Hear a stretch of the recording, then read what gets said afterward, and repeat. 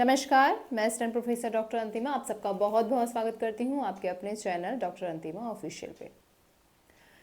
पिछले वीडियो में बहुत सारी ऐसी बातें हुई, आपको पता चली और आप सबकी प्रतिक्रिया भी आई, मुझे बहुत अच्छा लगा।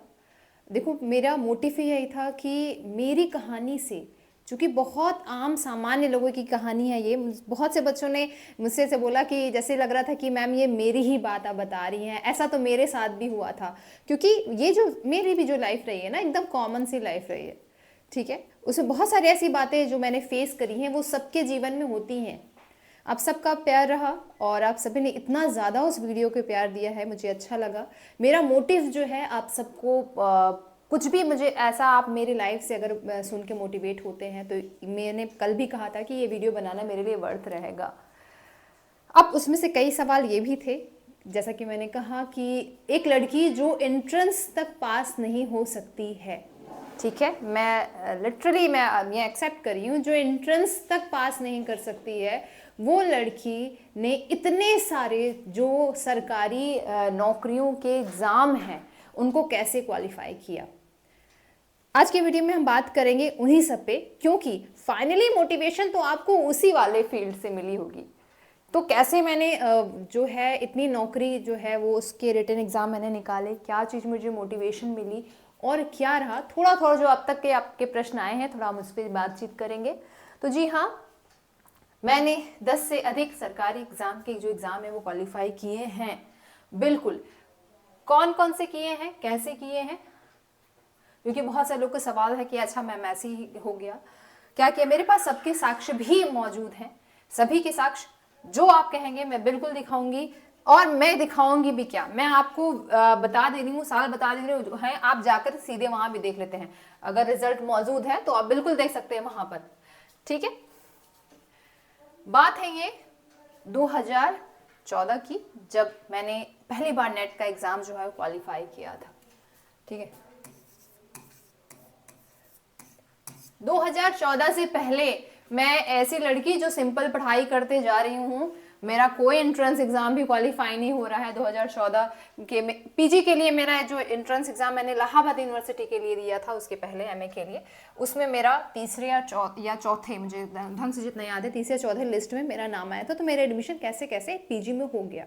अब मैंने फिर नेट के एग्ज़ाम की तैयारी करनी शुरू करी और मेरा नेट का एग्ज़ाम पहले अटेम्प्ट में नहीं हुआ तो दूसरे अटेम्प्ट में मेरा नेट क्वालिफाई किया, क्योंकि पहला जो एग्ज़ाम है ना, पहला अटेम्प्ट मैंने ऐसे ही दे दिया कि सब तो दे रहे हैं, चलो देखते हैं है क्या। तो पहली बार दिया तो कुछ नहीं हुआ, दूसरी बार मेरा नेट हुआ, ठीक है, नेट मैंने क्वालिफाई किया, फिर मेरा जेआरएफ हुआ। उसके बाद देखो, बहुत से बच्चे बोलते हैं मैम जेआरएफ नहीं है कई जगह पे, बहुत जल्दी अपडेट हो जाएगा, परेशान मत होना, बट मैं जेआरएफ क्वालिफाई हूँ, ठीक। उसके बाद 2016 से हम बात करें आपके 2019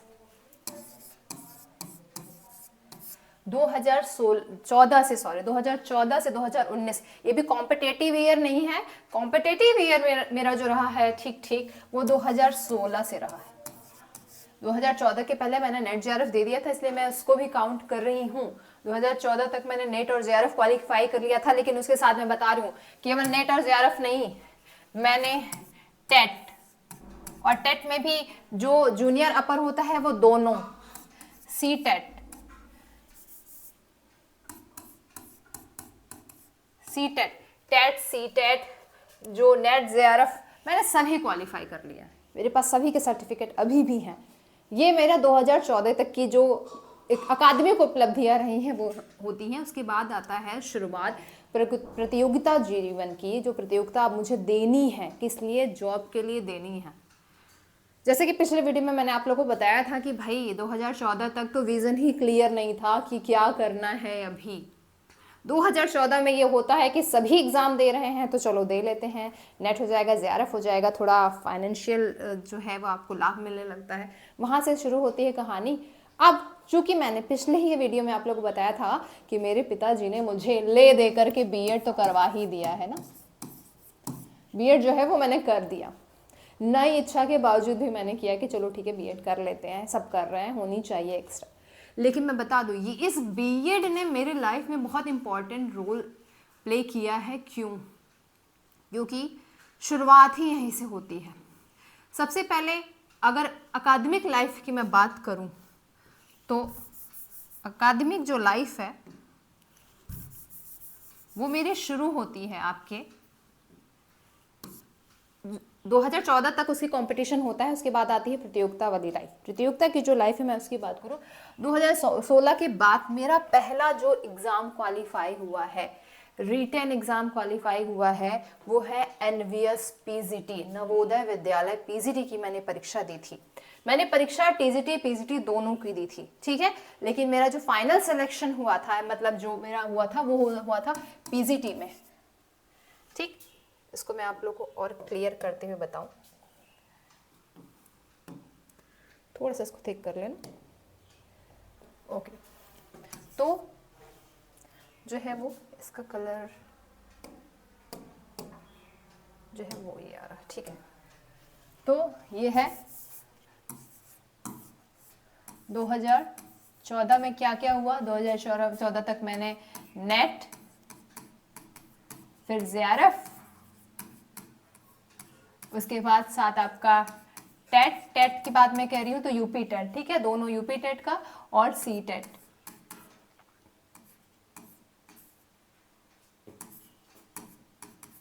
ये तक आपके 2014 में हो रहा है, इतना क्वालिफाई किया। उसके बाद शुरू होती है कॉम्पिटिटिव लाइफ 2016 से। 2016 से जैसा कि मैंने कहा 2019 तक मैंने जो कंपटीशन सभी दिए हैं, ठीक है। 2016 में जो पहला एग्जाम मैं क्वालिफाई करती हूँ वो है एनवीएस पीजीटी, ठीक है, एनवीएस पीजीटी, एनवीएस का पीजीटी दिया मैंने। टीजीटी भी था, टीजीटी में मेरा बहुत कम नंबर से रुका, जो रुका मतलब कम से रुका ही, ज्यादा से रुका मतलब उसमें नहीं हुआ। लेकिन सो मेरा जो पहली बार मैंने क्वालिफाई किया एग्जाम एनवीएस पीजीटी में, एनवीएस पीजीटी में मेरा रिटन अच्छे नंबर से क्वालिफाई किया। मुझे कहते बहुत गर्व हो रहा है कि इंटरव्यू में मुझे पूरी इंडिया में हाईएस्ट मार्क्स मिले थे। साक्षात्कार मेरा बहुत अच्छा हुआ, बहुत ज़्यादा अच्छा। उस पर मैं ज़रूर बात करूंगी। बहुत से बच्चे साक्षात्कार को लेकर के भी परेशान होते हैं कि कैसे हुआ, हम कैसे क्वालिफाई करें या क्या करें। साक्षात्कार का मेरे पास एक अच्छा खासा अनुभव है। ईश्वर करे साक्षात्कार आप लोगों को देने का मौका मिले तो मैं ज़रूर आप सभी को गाइड करूंगी। एनवीएस का पीजीटी का साक्षात्कार मेरा बहुत अच्छा हुआ और यकीन मानिए मैं साक्षात्कार देके जब निकली तो मुझे अपने अंदर था कि भाई आज तो बहुत अच्छा हुआ है, दिन बहुत अच्छा गया है। और फाइनली जब रिजल्ट आया तो उसमें भी मेरे नंबर साक्षात्कार में पूरे इंडिया में सबसे ज्यादा थे। ये मेरी अकादमिक के अलावा प्रतियोगी जीवन, प्रतियोगी छात्र ऐसे होते हुए मेरी पहली सफलता थी। उसके बाद फिर मैंने बीच में इन 4-5 सालों में और कौन कौन से एग्जाम किए, जिसमें केवीएस टीजीटी भी मैंने का रिटन एग्जाम मैंने क्वालिफाई किया। उसके साथ मैंने डीएसएसबी में भी मैंने टीजीटी का एग्जाम क्वालिफाई किया।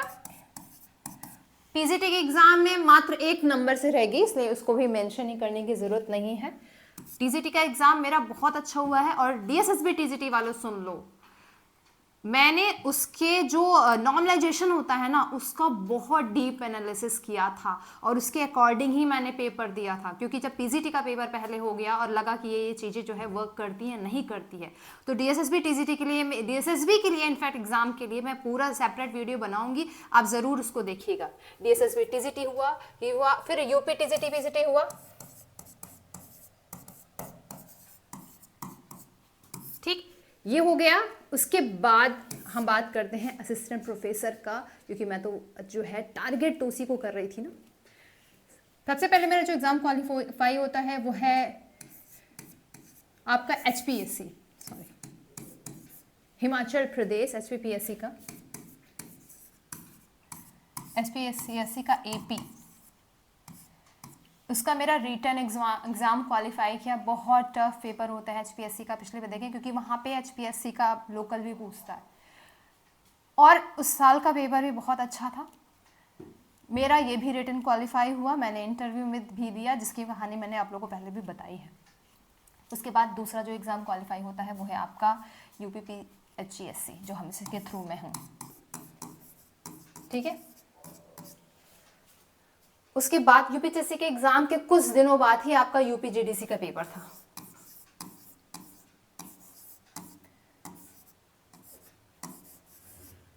ठीक है, यूपीजीडीसी उत्तर प्रदेश का जो है गवर्नमेंट डिग्री कॉलेज, इसका भी मैंने एग्ज़ाम दिया है और इसकी भी जो लिस्ट आई थी रिटर्न की उसमें भी मेरा नाम है, आप सभी देख सकते हैं। रिजल्ट शायद से आयोग पे जो है कि साइट पे उपलब्ध है, इसका भी मैंने रिटर्न क्वालिफाई किया।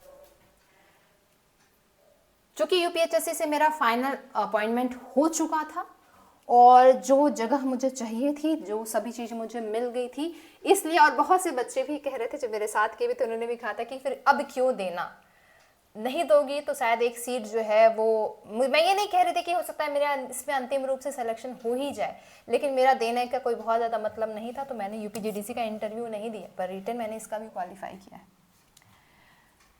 इसके अलावा कई सारे ऐसे एग्ज़ाम तो मैंने बताए हैं जो छोटे छोटे हैं एग्ज़ाम, उसको भी मैंने फर्स्ट लेवल पे, सेकंड लेवल पे क्वालिफाई किया है, लेकिन उसका नाम मैं नहीं ले रही हूँ। ये इतने कंपटीशन हैं जो मैंने पूरे क्वालिफाई किए हैं।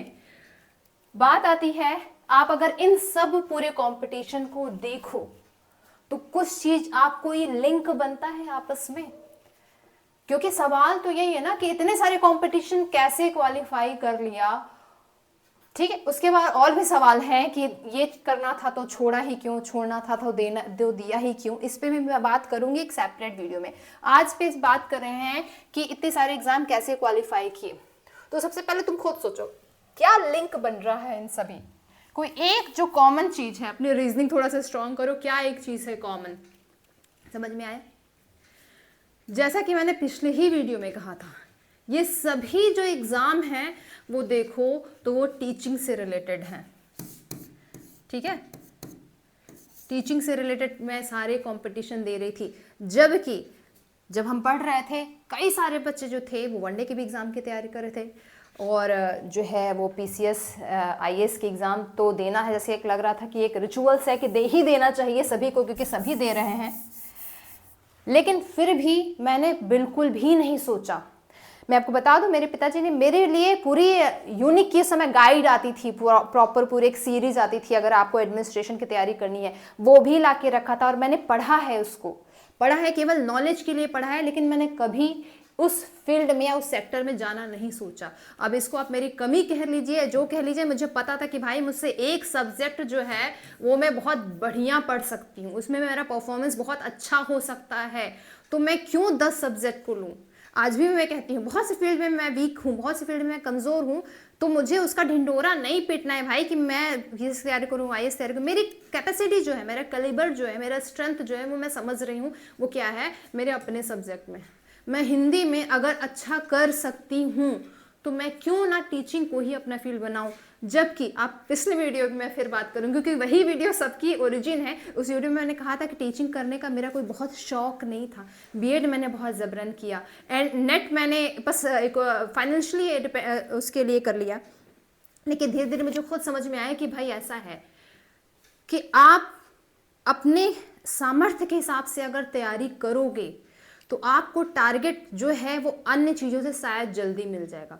अगर आप, जैसे अभी भी बच्चे मुझसे कहते हैं, अभी जब यूपीएससी के एग्जाम पोस्टपोन हुए हैं ना, टीजीटी पीजीटी के एग्जाम पोस्टपोन हुए हैं, तो भी बच्चे मुझसे बोल रहे हैं कि मैम क्या एक ये दूसरे एग्जाम के पेट की तैयारी कर लें क्या, इसमें उसको क्या लाभ हो जाएगा, या बीच में आरओ आ रहा है वो भी देख लें क्या। देखो, अंततः करना क्या है वो आपकी चॉइस होती है। मैं क्या बता रही हूँ, मैं ये बता सकती हूँ जो मेरा अनुभव है, और या अपने एक्सपीरियंस में ये बता सकती हूँ कि आपके लिए बेस्ट क्या होगा। यूपीएससी की तैयारी कर रहे हैं बच्चे इतने समय से, अब लास्ट के 2 महीने में अगर तुमने अपने दिमाग को डाइवर्ट कर दिया तो बताओ तुम्हारी सारी तैयारी कहाँ जाएगी। ये गलतियां मैंने नहीं करी, मैं नहीं किसी और प्रलोभन में आई, नहीं किसी और चकाचौंध में आई। मैंने केवल एक सब्जेक्ट को लिया भाई और उसको टारगेट किया कि मुझे वही पढ़नी है, वही पढ़नी है। और इसका रिजल्ट ये है कि इनमें से किसी भी कंपटीशन में, चाहे वो एनवीएस हो, केवीएस हो, डीएसएसबी हो, यूपी हो, एचपीपीएससी हो, यूपीएचएससी हो, यूपीजीडीसी हो, नेट हो, जीआरएफ हो, क्या हुआ हो, हिंदी विषय में मेरे हमेशा बहुत अच्छे नंबर हुए हैं। मुझे कॉमन पेपर के लिए बहुत ज़्यादा डिपेंड भी नहीं होना पड़ा है, मैं बता दूं, क्योंकि मेरा जीएस सेक्शन या फिर मैथ सेक्शन उतना अच्छा नहीं है। डीएसएसबी की तो मैं बात करूँ, डीएसएसबी में पेपर पैटर्न में मैथ के 20 क्वेश्चन आते हैं, मैंने पूरा पूरा क्वेश्चन स्किप कर दिया था बिना देखे। मुझे ये बताते हुए बिल्कुल शर्म नहीं आ रही, क्योंकि मुझे पता है मेरा मैथ कमज़ोर है, मैं इसको छोड़ दी। मेरा स्ट्रेंथ क्या है, मेरा स्ट्रेंथ पे मैं वर्क कर रही हूँ ना। बहुत से बच्चे भी पूछते हैं, जैसे नेट के एग्जाम में हो गया कि मैम ये क्वेश्चन नहीं आ रहा है। बहुत से बच्चे पीछे पड़ जाते हैं उन प्रश्नों के जो प्रश्न नहीं आ रहे हैं। आप अपने सब्जेक्ट में भी यही करते हो हमेशा, मैम इसमें ये क्वेश्चन का आंसर नहीं मिल रहा है, ये क्वेश्चन का आंसर नहीं मिल रहा है। उसमें हम अपनी इतनी स्ट्रेंथ, इतनी एनर्जी लगा देते हैं कि हमारा जो मेन जो पावर है ना, मेन स्ट्रेंथ है, हम उसको वीक कर दें। ये गलती मैंने कभी नहीं करी। मेरा स्ट्रेंथ मैं जानती हूँ, मेरा सब्जेक्ट है। मैंने सब्जेक्ट को धुआंधार दिया, जितना भी टाइम दिया, हर किताबें, हर चीज़ देखना, पढ़ना, सब मैंने किया। और इसका रिजल्ट ये है कि मेरे सब्जेक्ट में मेरे हमेशा अच्छे नंबर हैं। और जो कॉम्पिटिशन मुझसे नहीं भी हुए हैं, जैसे एमपी के जो है कंपटीशन भी मैंने दिया है, छत्तीसगढ़ दिया है, और जिस भी नहीं भी हुए उसमें मेरा सब्जेक्ट बहुत अच्छा रहा है। सब्जेक्ट में हमेशा मैंने अच्छे किए हैं। जो कॉमन पेपर रहा है उसकी वजह से मैं कहीं ना कहीं थोड़ा सा मात खा गई। तो पहला जो मूल मंत्र है वो मैं यही दूंगी, खासकर जो टीचिंग की तैयारी कर रहे हैं बच्चे, उनके लिए मैं यही कहूंगी कि अपने सब्जेक्ट को अपनी स्ट्रेंथ बनाओ। मैं शुरू से कहती आई हूँ, 10 के प्रलोभन में मत पड़ो, ये सबसे ज़्यादा है। टारगेटेड होना बहुत ज़रूरी है किसी भी कॉम्पिटिशन को देने के लिए। आप टीचिंग के अलावा कोई और भी कॉम्पिटिशन अगर दे रहे हो तो भी आपको टारगेटेड होना बहुत ज़रूरी है। दूसरी स्ट्रेटजी क्या है, सबसे ज़्यादा बात करते हैं स्ट्रेटजी पे। डिटेल में तो हम अन्य वीडियो में बात करेंगे। एक शॉर्ट में मैं बता देती हूँ कि जैसे आपका मेरा सब्जेक्ट है ना, मुझे पता है असिस्टेंट प्रोफेसर, इन सारे कंपटीशन को आप देख रहे हो ना, सबको देख लो। इन सब में स्टार्टिंग के 4-5 यूनिट कॉमन होते हैं, ठीक है, जिसमें आपको हिंदी साहित्य का इतिहास, हिंदी साहित्य का, गद्य साहित्य का इतिहास, भाषा विज्ञान, और बाकी फिर अलग क्या होता है, किसी में काव्य शास्त्र पूछता है, किसी में व्याकरण पूछता है, किसी में ये। तो मैंने जो कॉमन सेशन होते हैं ना, उनके लिए एक समग्र नोट्स बनाया, डिटेल नोट्स बनाया, उसको डिटेल में पढ़ते रही। उसके बाद जैसे जैसे जो कंपटीशन होने वाला रहता था, उसके पार्ट्स जो है वो जो अलग होते हैं यूनिट से, उसको मैं उस साथ साथ में पढ़ती रही। तो ये जो जो बता रही हूँ, यूनिट्स बता रही हूँ, 3-4 यूनिट्स में मैंने अपनी कमांड बहुत अच्छी कर ली, इतनी अच्छी कि मुझे बस उसको रिवाइज करना पड़ता था। जैसे बच्चे बोलते हैं मैम एचपीएससी के लिए अब बताओ क्या पढ़ लें, अलग से आरपीएससी के लिए बताओ मैम इस यूनिट के लिए क्या पढ़ लें, उस यूनिट के लिए तो सेम पढ़ना। अब तो आपको बस टेक्स्ट वाले यूनिट के लिए थोड़ी सा अलग मेहनत करनी पड़ती है ना, तो उसका प्रेशर नहीं होता था, वो प्रेशर मैंने कर लिया है कंप्लीट, ठीक है। दूसरा, मैंने एग्जाम ओरिएंटेड टारगेट किया। आजकल मैं बच्चों को देती हूँ कि यूपीएचएससी का पेपर पड़ा हुआ है, लेकिन यूपीजीडीसी का इंतजार कर रहे हैं कि मैम वो कब होगा, इसकी तैयारी उतनी अभी अच्छी नहीं है, उसकी हम शुरू से तैयारी करेंगे। जो सामने तुम्हारा एग्जाम है ना, पहले उसको फोकस करो, उसके ओरिएंटेड पढ़ाई करो। जब वो आ जाएगा तो हम बताएंगे, क्योंकि पढ़ते तुम सेम चीज रहे हो ना। तो यूपीजीडीसी के सिलेबस के पीछे अभी क्यों पड़े, जब तुम्हारे सामने यूपीएचएससी का टारगेट है, ठीक। कुछ चीजें बस ध्यान देने की बात होती है बेटा, आपका जो माइंड सेट है ना, वो प्रॉपर आपके एग्जाम ओरिएंटेड होना चाहिए, ये बहुत ज़रूरी है, ठीक है। तो ये सारी कुछ ज़रूरी बातें हैं जो मैंने खुद कंपटीशन दिया और उसमें मैंने ध्यान दिया कि ये चीज़ें जो हैं जिससे मुझे लाभ मिला है मेरी तैयारी करते वक्त।